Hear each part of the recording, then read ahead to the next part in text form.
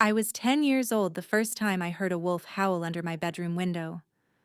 Not the wild kind that used to run in the mountains before the borders went up. Not the thin, hungry sound you hear from feral packs in the outskirts. This howl was steady, full, like whoever was making it knew exactly where every breath began and ended. My name is Rowan. I was born into the Ashen Hollow clan, which is a poetic way of saying we were poor as dirt, and lived in the part of town where the streetlights always flickered and the roofs always leaked. Every wolf clan has its place in the city, the Silver Crest up on the hill with their polished stone houses and glass towers, the Iron Fang in the industrial district, all smoke and steel and money, the Emberfell who own half the markets. And then there's people like us, Ashen Hollow, the ones who do the work that still needs to get done when the rich clans go to sleep. My parents ran a little repair shop on the edge of the river, if you could call it running. Most days it felt like the shop ran them. We fixed everything that still had enough life in it to justify the effort. Broken radios, busted stoves, old wheel hubs, sometimes even heating cores if someone trusted us enough. I spent my days after school sweeping metal shavings off the floor, sorting screws into jars, and pretending I didn't hear my parents whispering over the bills after dark. We weren't important. We weren't powerful. Our wolf blood was thin enough that we only shifted on high moons, and even then it was clumsy and awkward. The big clans didn't bother with us, and that suited me fine. At least, that's what I thought. The night of the howl, rain drummed on the tin roof in a slow, tired rhythm. My sister Mira snored softly in the bed across the room, one foot hanging off the side. The air smelled like damp socks and engine oil drifting up from the shop below. At first I thought I was dreaming. The sound was that clear, deep and smooth, rising then falling in a way that made the hair on my arms stand up. I pushed the thin blanket away and slid out of bed. My feet hit the cold floorboards. Another howl followed the first, shorter this time. Closer. I crossed the room on my toes and lifted the ragged curtain. Down in the alley, framed in the weak light of the back door, my father stood with his shoulders hunched up against the rain. In front of him, half in shadow, were three figures in dark cloaks, and in the middle of them all was a small bundle, like someone had set a basket down in the mud. Lightning flashed far off, painting everything silver for half a second. The bundle moved. I realized it wasn't a basket, it was a child. A girl. She looked about my age, or maybe a year younger. Dark hair plastered to her cheeks, eyes wide and too bright in the gloom. Her clothes were wrong for the weather. Thin shirt, no coat, bare feet. The cloaked figures weren't from any clan I recognized. Their faces were mostly hidden, but what little I could see looked refined. The way they stood, the straightness of their backs. Even their boots looked like they had never been touched by mud. They talked. I couldn't hear the words through the glass, just the cadence. My father's shoulders tensed with each sentence, then sagged. He glanced back at the door once like he wanted to call for my mother. He didn't. Instead, he bent down, scooped the girl up in his arms, and carried her inside. The cloaked figures turned as one and walked back into the rain. The third howl came then, distant this time, echoing between the buildings until it faded into the sound of the storm. I let the curtain fall and stood there, heart thudding. We didn't know it yet, but that was the night the Queen of Wolves moved into the small bedroom across from mine. They told us the next morning. I woke up to the smell of frying dough and the sound of my mother humming in the kitchen. That alone was strange. We didn't waste oil on sweet cakes unless something big had happened. I slipped into my patched pants and padded down the narrow hall. The girl sat at our tiny kitchen table, feet dangling above the floor, fingers wrapped around a chipped mug. Up close, she looked even smaller. Her hair had been towel-dried into a dark, wild cloud around her face. She wore one of Mira's old shirts that hung off her shoulders. Her eyes were hard to describe. Not just brown. More like layers of color, flecks of amber and dark gold around the pupils. She watched me come in, like she'd been expecting it. "This is Lyra," my mother said, setting a plate of sweet cakes on the table. Her voice was too bright, the way it got when she was nervous. "She'll be staying with us for a while." "A while?" I echoed, sliding into the chair opposite the girl, Lyra. "Like, how long is a while?" My father rested a big hand on my shoulder. His palms always smelled like metal and soap. "Long enough for you to stop asking that," he said gently. "She's family now." Family. The word sat heavy in the air. We were barely holding our heads above water as it was. Another mouth to feed meant thinner soup, tighter belts, more nights listening to my parents shuffle numbers around on a crumpled paper. A new sibling meant sharing everything: space, food, attention. Lyra's gaze flicked between my face and my father's hand on my shoulder, reading the room without anyone explaining. "It's okay if you don't want me here," she said matter-of-factly. Her voice was soft but steady. "You don't have to pretend." My mother froze mid-turn, pan in her hand. Mira, half asleep in her seat, blinked. I stared at Lyra. "I didn't say I didn't want," I started. "You thought it," she said, like she was talking about the weather. My face heated. "You don't know what I thought."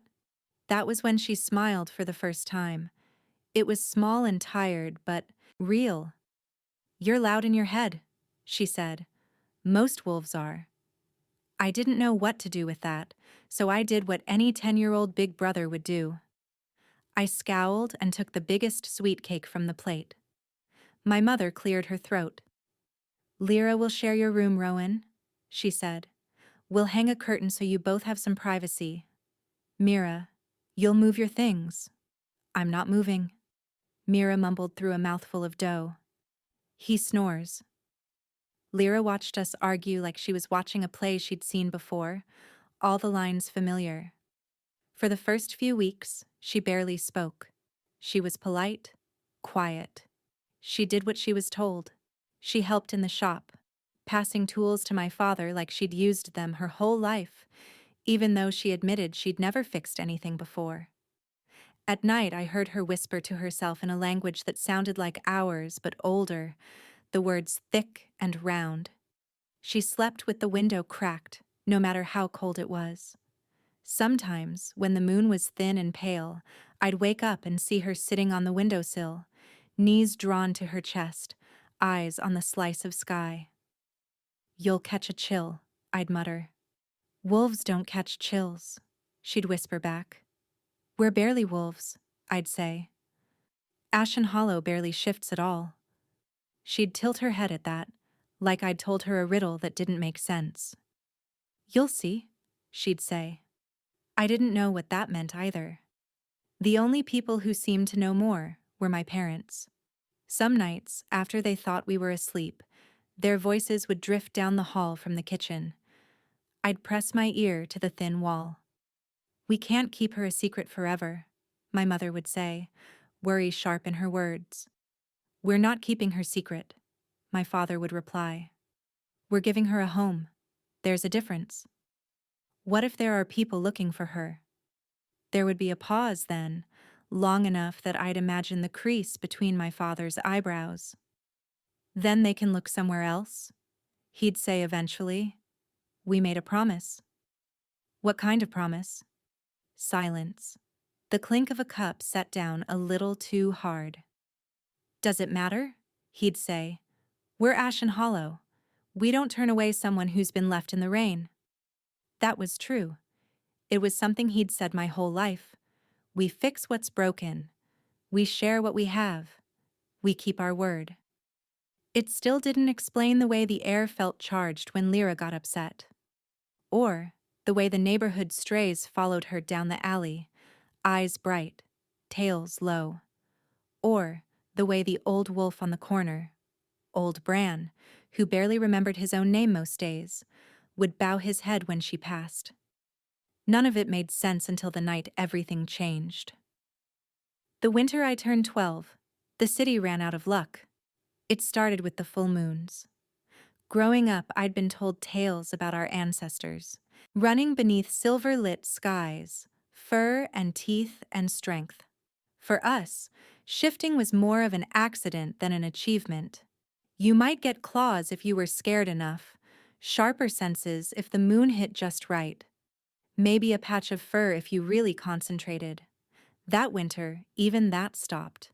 The high moon rose fat and bright, and nothing happened. The Silvercrests called it a temporary magical imbalance. The Iron Fangs shrugged and went back to their factories. The market still opened. People still worked. But under everything was a quiet fear. If the wolf in the blood goes quiet, what does that make us? For clans like ours, it was worse. The little advantage we had, the extra strength to lift heavy machines, the night sight that helped us fix things after dark, faded. Jobs dried up. People started hiring from richer clans, the ones who could afford charms and doctors and whatever else the elite used to keep their blood humming. We felt it in the shop first. Customers stopped coming. The ones who did haggled harder than ever. My mother stretched soup until it tasted like warm water and hope. Mira picked up shifts at the laundromat down the street. My father's hand started to shake when he thought no one was looking. Lyra watched all of it. She'd been with us 2 years by then. She was 12, but she carried herself like someone older. She moved quietly, but the room always felt different when she walked in, like the air noticed. One night, near the end of the month, my father spread a handful of coins on the table. The pile looked smaller than usual. "That's rent?" my mother asked, voice thin. "That's part of rent," he said, "and part of the electric, and part of the supplier bill. If we decide not to eat this week, we might even manage all our parts." He tried to make it a joke. None of us laughed. "I can talk to Mrs. Denlow," my mother said. "Maybe we can have an extra week." "She already gave us an extra week," he said. Then another. Then another. "We're running out of favors." "We could sell the soldering equipment," Mira said quietly. "Those old irons." "And then what do we fix things with when people finally come back?" my father asked. Silence. Lyra sat at the end of the table, hands folded in her lap, eyes on the coins. She hadn't touched her food. She rarely did when my parents talked about money. "What if I could help?" she asked. My mother looked at her with the automatic softness she always used. "You help plenty," she said. "You're still a child. This is not your worry." Lyra's jaw tightened. "I'm not asking to worry," she said. "I'm asking to help." "How?" my father asked, not unkindly. "You're bright, Lyra. You're more skilled with a wrench than most grown wolves I've met, but the world doesn't pay 12-year-olds much, even when they're clever." She hesitated, then did something I'd never seen her do before. She pushed her chair back and slid off the seat. Then, with a careful, measured movement like she was stepping into a cold river, she went down on one knee in front of my parents. Every hair on my arms stood up. "What are you?" my mother started. "I need you to understand something," Lyra said, looking up at them. There was a steadiness in her eyes that made her look older than all of us. "Before I ask what I'm going to ask." My father frowned. "You don't kneel in this house," he said. "Get up, child." "Please," she said. "Just this once. Let me speak right." They exchanged a look, the kind that carried entire histories in a heartbeat. "Say what you need to say," my mother murmured. Lyra took a breath. "You took me in when you had nothing to spare," she said. "You fed me when you barely fed yourselves. You gave me a name that wasn't whispered or spat. You gave me a room, a window, a family. You did all that without asking who I was, without asking why people in cloaks brought me to your door in the rain, without asking what trouble I might bring with me. Her voice trembled once, just once. I have not forgotten that, she said, and I will not. My father shifted. I could see in the set of his shoulders that he wanted to reach down and pull her up, to tell her this was all nonsense, that she owed us nothing. He didn't. Something in her eyes kept him still. I am not just Lyra of Ashen Hollow, she said softly. I am Lyra of the First Howl, blood of the moonroot, born to the line that held all the clans together when the world still had wild forests instead of concrete. I am the child your stories turned into myths when the world got too loud. My mother's hand flew to her mouth. Even I, who paid more attention to broken radios than legends, knew those names. They were the old titles, spoken in ceremony and song. The First Howl, the Moonroot, the line of wolves who, in every story, stood in the middle when the clans couldn't agree, the ones everyone bowed to, even when they didn't want to. They were stories. Stories didn't eat sweet cakes at your kitchen table. Lyra looked at each of us in turn. I was sent away when I was 8, she said, because my blood was too loud, and there were those who wanted to silence it. The ones who brought me to you risked everything. They said you were the kind of wolves who would help anyone. They were right. She opened her hands. Now the balance is broken, she said. The moons are quiet. The clans are afraid. And my family, my real family, is hiding in their towers, arguing about who should have power when our gifts are fading. Her lip curled, the first hint of real anger I'd seen in her. They forgot that the wolf is not meant to live alone at the top of a hill, she said. A wolf leads by standing in the middle of the pack, by listening, by defending the ones who have the least. She bowed her head. So I am asking, she said, will you give me permission to stop pretending? To call the wolf in my blood by its real name? To stand where I was meant to stand, and in doing so, take care of the ones who took care of me? Nobody moved. The single overhead bulb buzzed. Outside, a siren wailed faintly somewhere in the distance. The city went on, unaware that our little kitchen had tilted on its axis. My father was the first to speak. You're saying, he said slowly, that you are… what? A queen? Lyra's mouth twitched. The closest word in our language is alpha, she said. But yes, in human terms. That is… close. My mother shook her head like she was trying to clear water from her ears. That's not possible, she whispered. Why would they leave you with us? Because no one looks for royalty in places like this, Lyra said. And because they knew you would not use me as a weapon. She reached for my father's hand. He flinched, then let her take it. I don't want to leave, she said. This is my home. You are my family. But I can't watch you drown when I was born knowing where the lifeboats are. I'd never seen my father cry. That night, I did. It was just one tear. A single track down the side of his face, cutting through the grease and exhaustion.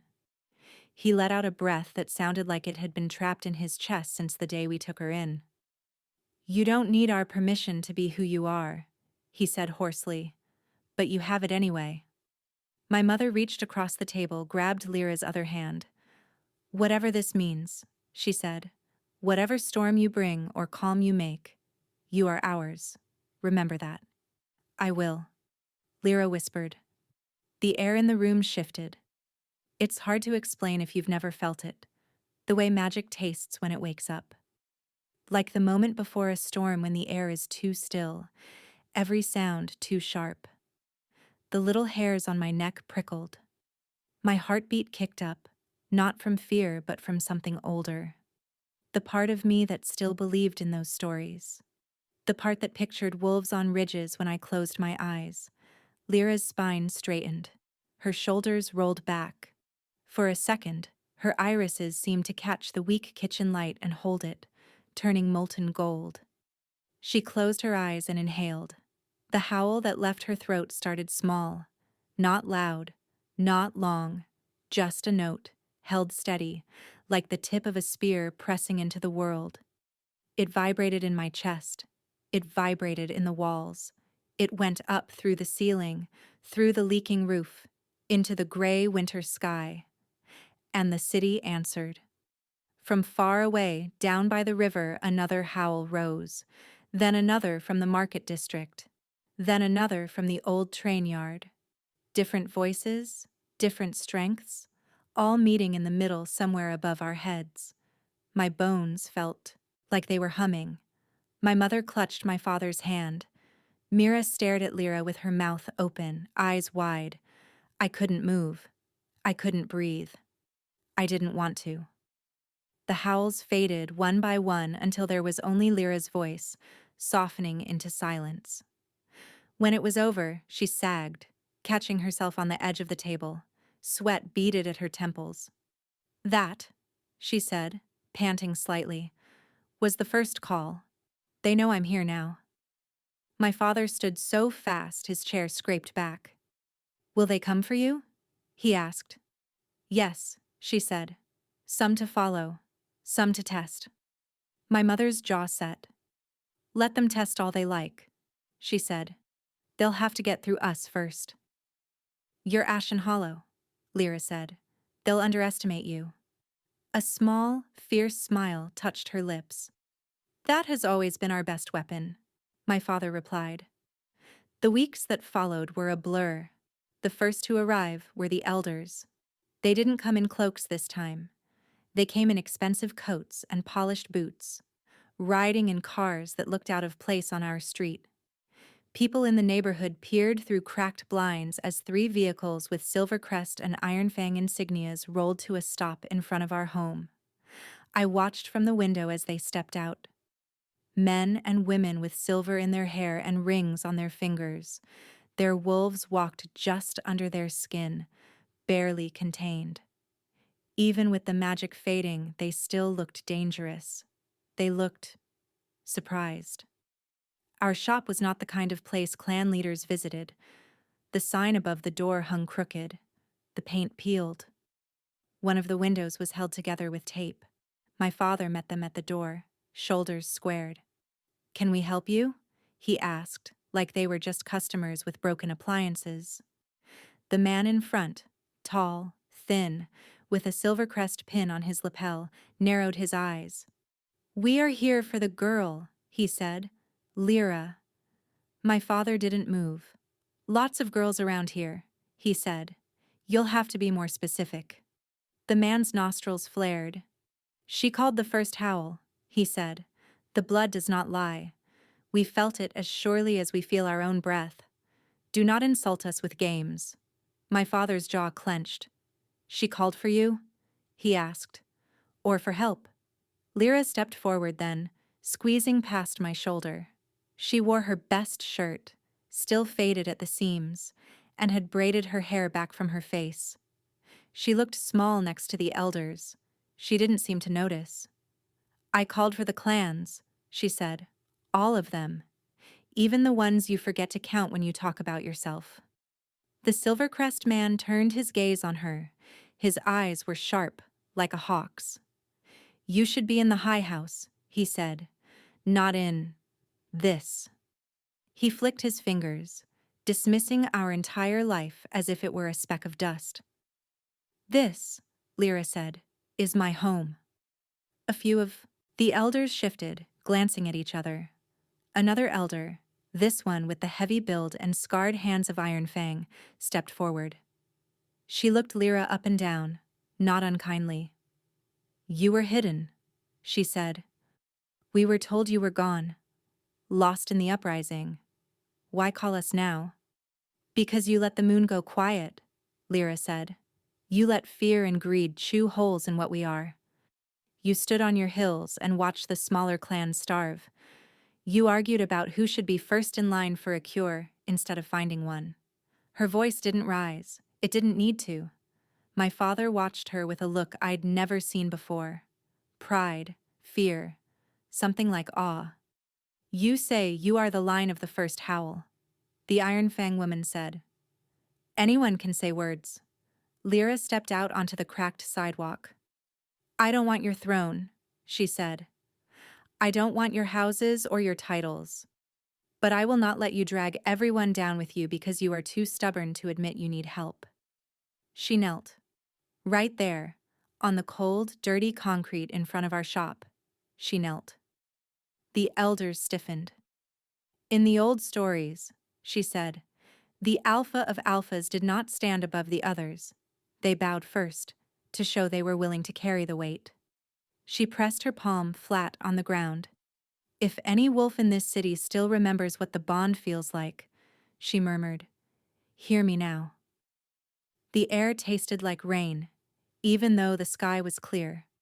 Lyra inhaled and howled. This time, it wasn't just sound. It was a command, a plea, a promise.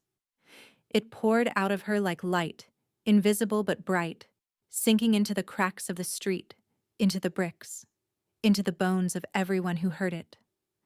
I felt it slam into my chest. Something inside me that had been sleeping all winter jolted awake. My senses sharpened. The world snapped into focus. I could hear the flap of wings 2 streets over. I could smell oil and wet dog and the sharp tang of fear. Around us, windows opened. Neighbors stumbled out of their doorways, eyes wide. A kid down the block dropped his ball and clutched his head. Old Bran fell to his knees, laughing and sobbing at the same time. "You feel that?" he shouted. "She's back! The wolf is back!" The elders went still, their pupils dilated. The Iron Fang woman braced herself on the hood of a car, breathing hard. The Silvercrest man's hand shook as he pressed it to his chest. When Lyra's howl faded, the air vibrated for a few seconds longer, then settled. The city was different. I could sense it, like the shift in a machine that's finally been fixed. The hum of magic under everything started again, weak at first, then stronger, as if remembering. "You did it," I whispered. Lyra swayed. My father lunged forward to catch her before she hit the ground. "Easy," he said, cradling her against his chest like he had the night she arrived. "Easy, little wolf." She blinked, up at him, eyes unfocused. "Did it work?" she asked. He looked at the street. Old Bran shifted. It wasn't smooth. It wasn't pretty. His bones cracked and popped. His body twisted. For a second I thought he was having an attack. Then fur rippled across his skin, gray and patchy but real. His fingers curled into paws, his nose elongated. In less than a minute, an old, scruffy wolf stood where the old man had been. He threw his head back and howled, joy spilling out of him. One by one, in little bursts all up and down the block, others followed. Not full shifts, not yet, but flashes. Claws, teeth, eyes glowing yellow. Even I felt my own nails lengthen for a heartbeat before retreating. My father swallowed hard. "Yeah," he said softly. "I'd say it worked." The elders stared at Lyra like she'd turned into a star. The Silvercrest man sank to one knee, expensive fabric hitting dirty pavement. "My queen," he whispered. The words sent a chill down my spine. Lyra pushed weakly at my father's chest. "Don't let them call me that," she muttered. "Not like that." "What should we call you then?" the Iron Fang woman asked, lips quirked. Lyra thought for a second, then glanced back at our little shop. The sagging awning, the crooked sign, the mismatched hand-painted letters. "Call me what my family does," she said. "Just Lyra." Things didn't change overnight. Fairy tales like to pretend they do. One act, one spell, one brave moment, and suddenly everyone's rich and happy and the world is fixed. Real life is slower. The magic in our blood started to pulse again, but it was rusty. The clans still argued. Some refused to recognize Lyra at all. A child, they said, raised in a gutter. What does she know about leadership? Lyra let them talk. She went to their councils when they asked. She sat in borrowed chairs in big halls and listened to warriors and merchants and elders. She didn't raise her voice, she didn't make speeches, she asked questions. What will this cost Ashen Hollow? She'd ask when someone proposed a new tax. What about the kids who don't shift at all? She'd ask when they debated training. What are you willing to give up in return? She'd ask when someone demanded more than their share. The first time she brought my father with her to a council, I thought the Silvercrest man would choke on his own tongue. A mechanic from the poor quarter sitting at the table with the high clans? Unthinkable, Lyra insisted. They kept me alive, she said. They understand survival better than anyone here. If you want to stay alive, you should listen. Our shop became busier. At first, it was just neighbors whose wolves had come back in fits and starts, bringing machines that had broken during the months of low magic. Then it was people from other clans, word spreading that the Alpha of Alphas had a soft spot for a little repair shop by the river. We didn't become rich overnight, but we stopped drowning. The landlord stopped knocking with that tight, anxious look on her face. The electric company stopped sending red notices. My mother started humming more often. Mira cut her hours at the laundromat. We replaced the worst of the roof. Every time money came in, Lyra would sit with my parents and insist a portion go into a box in the pantry. For when the next bad thing happens, she'd say, because it will. You're very cheerful for a queen, I told her once. I'm realistic, she said. Being realistic is how you keep the people you love alive. She spent more and more time in meetings and councils. Some days she'd come home with ink stains on her fingers and a headache, dropping her head on the table with a groan. Are they still fighting? I'd ask, handing her a cup of tea. They were born fighting, she'd mutter. They think if they stop, they'll disappear. Other days she'd come home with a light in her eyes, talking about agreements made, resources shared, small victories for clans like ours. It's like fixing a machine, she said once, sprawled on the floor with grease on her cheek. She'd stopped wearing the fancy clothes they offered her, choosing instead to stay in our comfortable, stained shirts. You don't just bang on it and hope. You listen. You find the part that's stuck. You ease it free. You also don't fix it if the customer won't pay, my father called from under a stove. Lyra smiled. Then we make sure the payment is something worth more than coins, she said. What, like loyalty? I asked. Like knowing a queen will show up when your kid is sick, she said, or when your rent is overdue, or when someone bigger than you decides your street is in their way. Slowly, people started to believe her. It wasn't grand gestures that convinced them. It was small things. A shipment of medicine that made it to the outskirts for once, instead of being lost on the way to the high houses. A landlord from Emberfell who suddenly decided not to triple the rent on a building full of Ashen Hollow families. A new law that said kids from every clan could attend the same training school if they wanted, with scholarships for those who couldn't pay. This wasn't possible before, old Bran told me one afternoon, watching a group of children from 3 different clans chase each other down the street, their eyes glowing faintly as they practiced changing their pupils. The big wolves don't usually look down long enough to see who they're standing on. You think they're scared of her? I asked. Course they're scared, he said.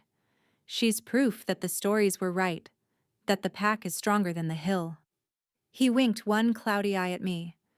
And she's Ashen Hollow now, he added. That's what scares them the most.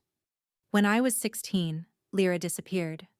Not the way she had before, when she'd go to the high house for a few days of meetings or ceremonies. This was different. She left in the middle of the night without a note. I woke up to the sound of the front door closing. At first I thought it was my father leaving early for a job. The sky outside the window was still dark. The air felt wrong, sharp, like the moment before the first howls years ago, but twisted. I rolled out of bed and padded to the window. Down in the street, under the flickering light, stood a figure on the edge of the lamplight. Cloak, hood, familiar. Lyra. She had a pack slung over one shoulder. Her hair was braided close to her head in tight rows, the way you do when you expect to move fast. The white of her breath puffed in the cold air. Facing her, half in shadow, was someone I'd never seen before. Tall, broad, the kind of presence that made the air feel smaller. I couldn't see his face, but something about the way he held himself made me think of wolves who never had to question their strength. They talked. I couldn't hear the words. At one point, Lyra's shoulders stiffened. She shook her head. The man stepped closer, not threatening, insistent. She looked up at our window then. Somehow, in all that darkness, she found the exact pain I was peeking through. Our eyes met. She lifted a hand. It wasn't a wave. It was more like a small, guilty confession. Then she turned and walked down the street, the stranger falling into step beside her. They vanished into the shadows. I didn't shout. I didn't pound on the glass. I just stood there, frozen, until my legs went numb. She was gone. The house felt wrong in the morning. Too quiet. My mother moved through the kitchen like someone had taken out one of her ribs. My father kept dropping tools. She had to go, he said finally when I demanded answers. There are threats. Elsewhere. Things she didn't want to bring here. She could have told us. I snapped. We're not children anymore. My mother flinched. She was protecting us, she said. She promised, I said. My voice cracked. She promised she wouldn't leave. She promised she'd always be ours. My father corrected gently. She never promised the path would always run past this door. It didn't make me feel better. The city felt her absence like a tooth pulled too soon. The magic didn't vanish, but it wobbled.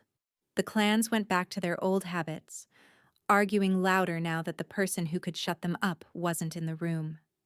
Rumors flew. She was taken, some said. She ran away, others whispered. Power got to her head. She's dead, a few murmured, eyes darting around as if afraid the words themselves could summon bad luck. We went back to work. The shop stayed busy. The money kept us afloat. My hands grew calloused and sure. I took on more jobs alone.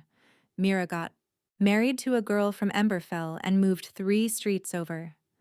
My parents' hair turned more silver. Life didn't stop. It just hurt more. On the nights when the moon was high, I'd stand in the alley and listen, hoping, stupidly, to hear that clear, steady howl again. It never came. Years passed. I was 22 when she came back. By then, I'd made peace with the idea that the girl who'd been dropped on our doorstep in the rain was more myth than person. A story the city needed during a bad winter. Someone too big for our small rooms. Then, one afternoon, the bell above the shop door jingled. I was under a generator, grease on my face, hands deep in its guts, when I heard my mother gasp. "Rowan," she whispered. "Get out here." "I'm busy," I called. "Tell them to leave it, I'll—" "Now," she said. There was something in her voice that made me slide out from under the machine without argument. I wiped my hands on a rag and stepped into the front room. She stood in the doorway, framed by dust and sunlight. Older, of course. We all were. Her shoulders were broader now. There were faint scars on her forearms, the kind you get from training or fights. Her hair was longer, pulled back in a low knot. She wore a plain shirt and sturdy pants, nothing like the formal clothes I'd imagined royals wearing. Her eyes, though, were exactly the same. "Hey," Lyra said. My chest felt tight. "You left," I said. I did, she said. I'm sorry. The words settled into the space between us. Not enough. Too much. My mother pushed past me and wrapped Lyra in her arms, scolding and crying all at once. My father stood back, eyes shining, hands twisting in his apron like he didn't know whether to hug her or bow. I didn't move. How long this time? I asked. A day? A week? Before someone important needs you more than we do? She stepped toward me. I stepped back. She stopped. I deserve that, she said quietly. You deserve to say goodbye, I snapped. We deserve to know you were alive. I couldn't risk it, she said. The ones who came that night, they would have used you to get to me.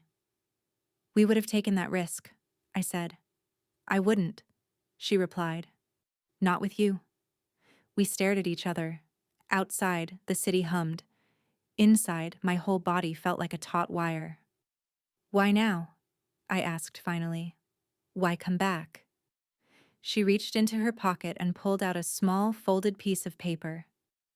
The edges were frayed like it had been handled often.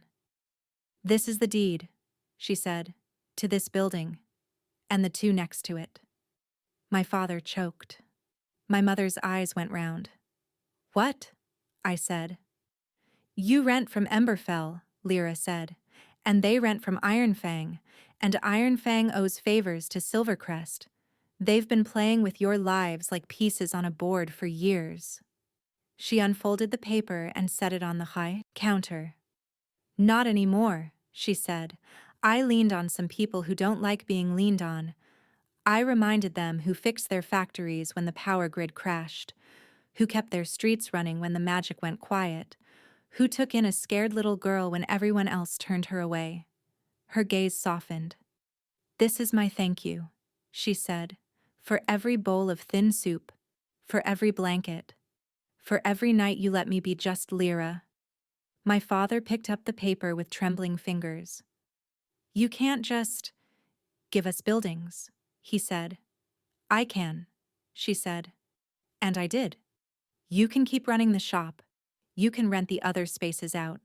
You can say no when someone tries to push you out. You have something no one can take unless you let them. My mother shook her head, tears spilling over. We never asked for this, she whispered. I know, Lyra said. That's why you get it. I felt something twist in my chest. Pride, gratitude, anger, all tangled. You think this makes up for leaving? I said. For disappearing without a word? No, she said immediately. Nothing makes up for that. This isn't payment, it's alignment. Alignment, I repeated. Putting things where they always should have been, she said. You gave me a foundation. I'm giving you one back. She took a step closer. This time, I didn't move away. I can't promise I'll stay here every day, she said. There are still fires to put out. Wolves who need someone in the middle. But I can promise you this. Her voice caught. She steadied it. You will never wonder if I'm alive again, she said. If I'm gone, you'll know where and why. And you will always, always be the first place I come home to. Home, I said. The word tasted strange. She nodded. Home, she repeated. Silence stretched. Then, without quite deciding to, I stepped forward and pulled her into a hug. It was awkward at first. Her shoulder hit my chin. My arms didn't know where to go. Then they remembered. We'd done this before, years ago, when she'd had nightmares, and I'd pretended I didn't. She exhaled against my chest. I missed you, she murmured. I was mad, I said. You still are, she replied. Yeah, I said, but I'm also glad. She laughed. It sounded like it used to, soft and sharp at the same time. Good, she said. I can live with that. Over the next months, she was in and out. Sometimes she'd vanish for a week, returning with new scars and stories she only half told. Sometimes she'd stay for days, helping in the shop, teaching kids from the neighborhood how to shift without hurting themselves, sitting on the roof with me at night, our feet dangling over the edge. The city changed in ways big and small. The clans still argued, but now they argued in rooms where Ashen Hollow had a seat. Kids from my street went to schools they once only walked past. The strays in the alleys were better fed. We were not rich. Not in the way Silvercrest was rich. But we were safe. And we had enough. One evening, as the sun bled into the river and turned it to molten copper, Lyra and I sat on the shop roof, watching the city glow. "Do you ever wish you'd ended up somewhere else?" I asked. "Some big house. Fancy parents. Less leaky ceilings." She considered. "They would have loved me differently," she said. "Or loved what I could do for them. They would have taught me how to command, how to stand tall, how to make speeches." She nudged my shoulder with hers. "You taught me how to listen," she said. "How to fix things quietly, how to share what little you have without expecting anything back." She tilted her head, listening to the distant sounds of howls overlapping with car horns and laughter. "I think if I'd grown up on a hill, I might have believed I was above everyone else," she said. "Up there, it's easy to forget how loud hunger is, how cold concrete gets." She rested her chin on her knees. "You kept me human," she said. "That's more important than any crown." I snorted. "Human wolves," I said. "That's a new one." "It's the only kind worth being," she replied. We sat in comfortable silence for a while. Down below, my parents locked up the shop. Mira's kids chased each other in the alley, shrieking, their eyes flashing gold when they laughed. Somewhere in the distance, someone started singing an old clan song, the melody floating on the air. "Hey, Rowan," Lyra said eventually. "Yeah?" "Thank you," she said. "For what?" I asked. "For answering the door that night," she said. "Even if you didn't have a choice. For arguing with me. For believing me when I said the world could be different." I thought of that first morning, her small hands wrapped around a chipped mug, the wary way she'd watched us. I thought of the howls, and the elders, and the way the city had woken up. "I didn't really do anything," I said. "You're the one who fixed the magic. You're the queen, remember?" She shook her head. "I'm the wolf," she said. "You're the pack." She bumped her shoulder against mine. "Nothing works without both," she added. Below us, a kid howled, high and a little off-key. Two answers rose to meet it, one from our alley, one from farther away. The sound threaded through the evening air, weaving something that felt like hope. I closed my eyes and let it wash over me. We were still Ashen Hollow. Our walls still cracked, our clothes still stained. But we were not small anymore.